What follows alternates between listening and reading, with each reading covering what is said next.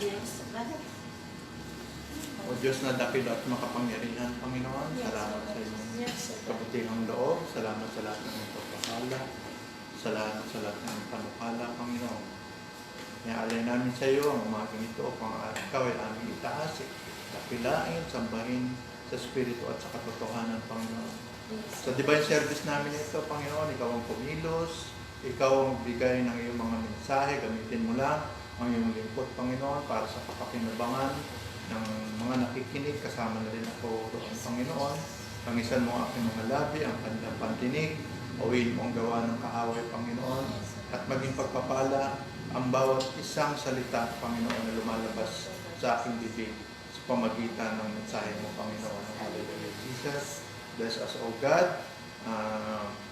Patuloy mong palakasin, palalimin ang aming pananampalataya. Yes. Patuloy mo, Panginoon, na i-reveal sa amin ang lahat ng katotohanan tungkol sa iyong mga salita, Panginoon.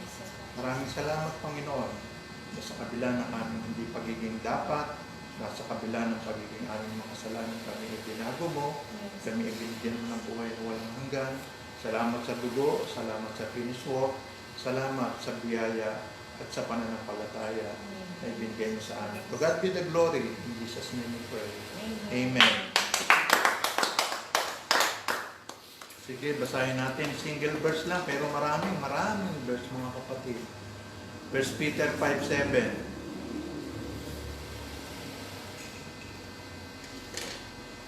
Ako na babasa para madali. Sabing ganon, ang sabi ng Panginoon, na inyong ilagak sa Kanya ang lahat ng inyong kabalisahan, sapagkat kayo'y ipagmamalasakit niya.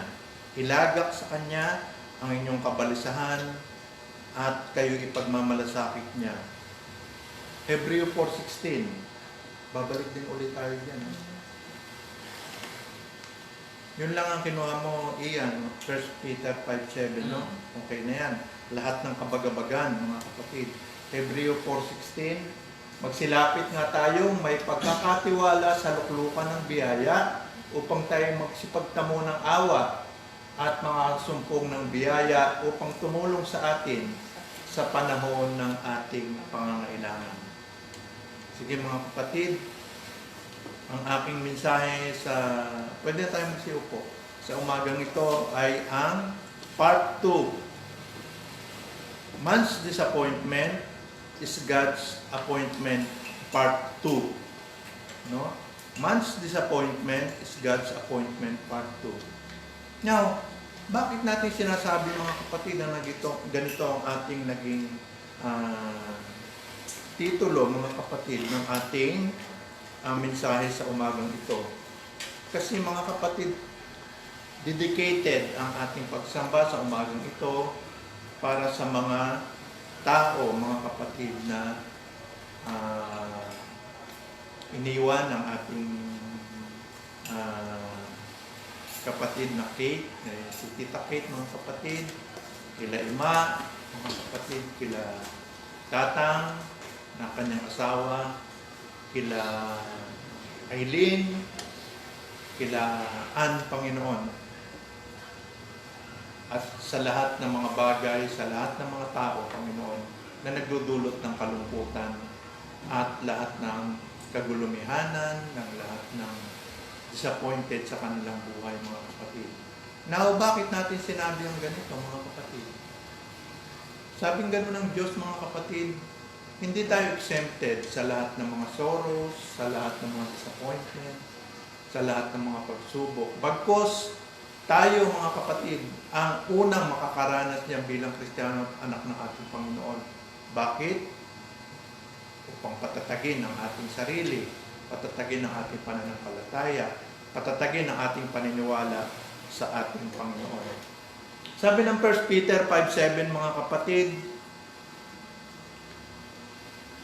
na inyong ilagak sa Kanya ang lahat ng inyong kabalisahan, mga kapatid. Doon sa mga kapatid natin, doon sa ating mga mahal sa buhay na nagkakaroon ng kabalisahan, mga kapatid.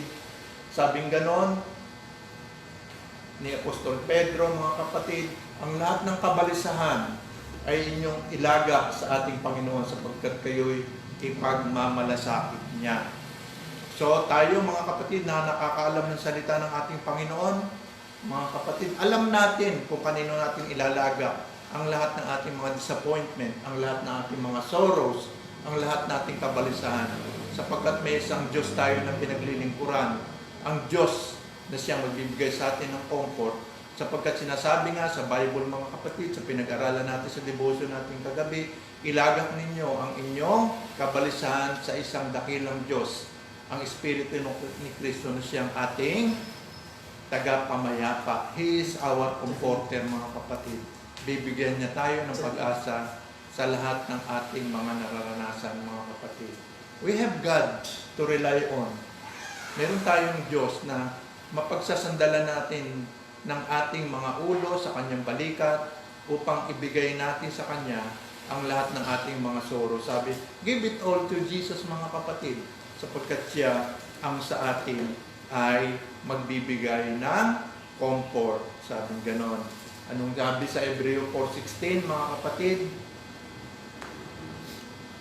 Hebreo 4:16, dyan lang tayo sa dalawang yan mga kapatid. Magsilapit nga tayong may pagkakatiwala sa luklukan ng biyaya upang tayo magsipagtamo ng awa niya ng ating Panginoon at makasumpong ng biyaya upang tumulong sa atin sa panahon ng ating pangangailangan mga kapatid. Sa panahon ng kagulumihanan, sa panahon ng mga sakit, sa panahon ng mga lungkot mga kapatid, ang katawang lupa natin ay naapektuhan. Di ba? Naalala na natin ang ating mga loved ones, ang ating mga namayapang mga kaibigan, namayapang mga magulang, namayapang mga kapatid, namayapang mga mahal sa buhay mga kapatid. Di ba? Sa panahon na ating sila'y kasama, naalala natin ang mga masasayang araw natin nang sila ay nabubuhay pa, na sila ay sinishare natin ang ating mga problema, sila ay nagsishare din sa atin ng problema, sa ating pamamasyal, sa lahat ng bagay na ating ginagawa. Kapag ka ang isang bagay na yun ay nawala mga kapatid, nagdudulot ng lungkot.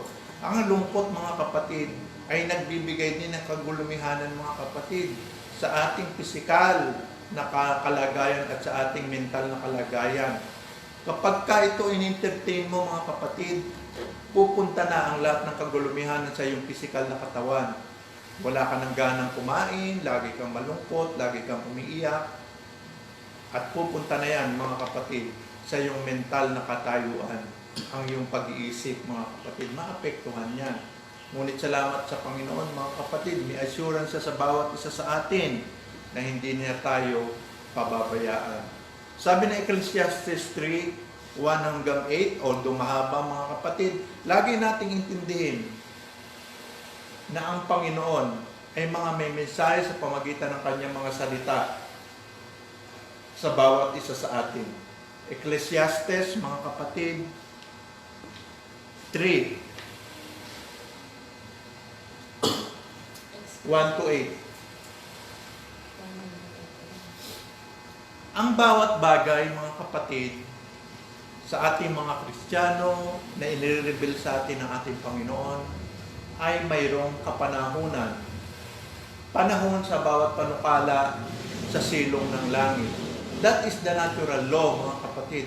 Hindi natin pwedeng alisin yan. Ikaw man ay mamamayan ng sanglibutan o ikaw man ay believer, tagasunod ng ating Panginoon, may kanya-kanyang kapanahunan ang bawat tao. Sabing ganon, sa bawat bagay ay may kapanahunan. Panahon sa bawat panukala sa silong ng langit. Sabing ganon ng verse 2,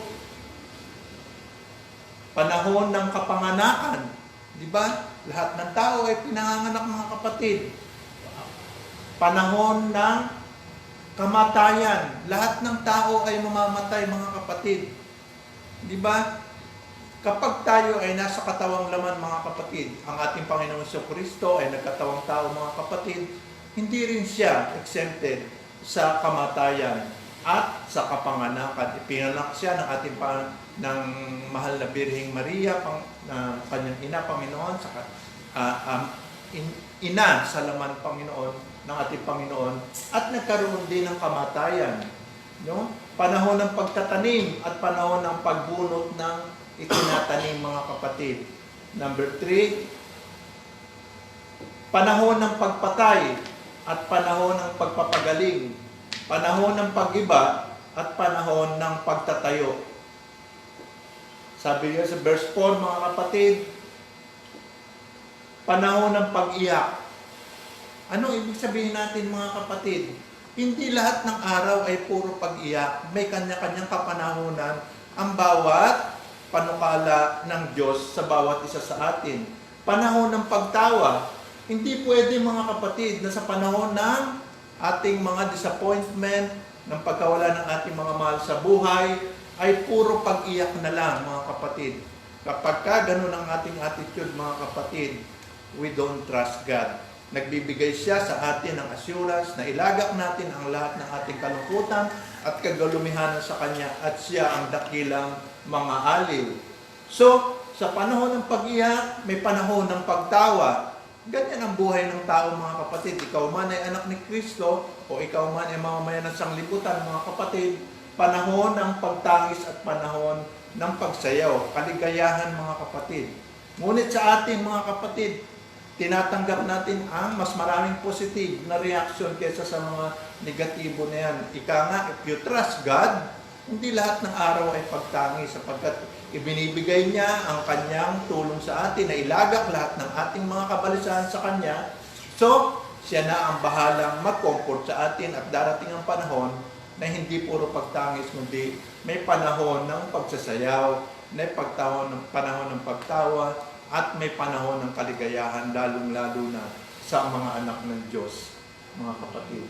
Sabi nga ng verse 5, panahon ng paghahagis ng mga bato, at panahon ng pagpisa ng mga bato, panahon ng pagyakap, at panahon ng pagpigil sa pagyakap. Minsan, meron din tayong puot na nararamdaman. Ngunit sa mga Kristiyano, mga kapatid, isa lang ang mensahe ng salita ng Diyos. Hindi lilipas ang buong araw na ito na hindi mo aalisin ang lahat ng mga bagay na nagbibigay sa iyo ng galit, mga panahon. Yes. So, pagyakap at panahon ng pagpipigil sa pagyakap, mga kapatid, hindi lahat ng yan ay pipigilan mo. May panahon ng pagpapatawad at may panahon ng ating pag-ibig sa ating kapwa-tao. Verse 6, mga kapatid, panahon ng paghanap at panahon ng pagkawala, panahon ng pag-iingat at panahon ng pagtatapon. So, elaborated yan, mga kapatid. There are changes in the life of a person. Ikaw man ay anak ng Diyos o ikaw man ay sumusunod, ikaw man ay mamamayan ng sanglibutan. 7, panahon ng pagpunit at panahon ng pananahi, panahon ng pagtahimik at panahon ng pagsasalita. Mga kapatid, di ba? Ano ibig sabihin sa panahon ng pagtahimik natin, mga kapatid, sa mga bagay na hindi natin, sa isyu ng sanglibutan, hindi kailangan ng Diyos, mga kapatid, ng panahon ng pagsasalita ng mga anak ng Diyos dyan.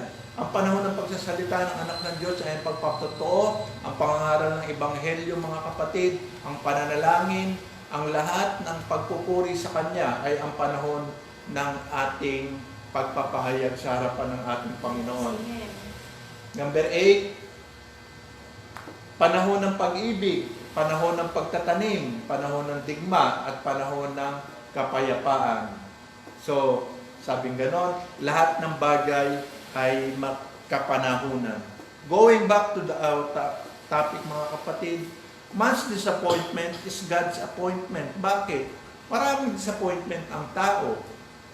Maraming kabagabagan, maraming kagulumihanan, maraming problema, maraming mga bagay na hindi niya maipaluwanag sa sanglibutang ito.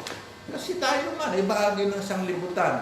Bagamat tinatawag tayo ay citizen of heaven, mga kapatid, nandito pa rin tayo sa ating traveling time, ang ating paglalakbay patungo sa lumikha, mga kapatid. So, mag-encounter ka pa rin ng lahat ng mga disappointment, mga kapatid. At sa oras na yung disappointment, may assurance ang ating Panginoon. It is God's appointment.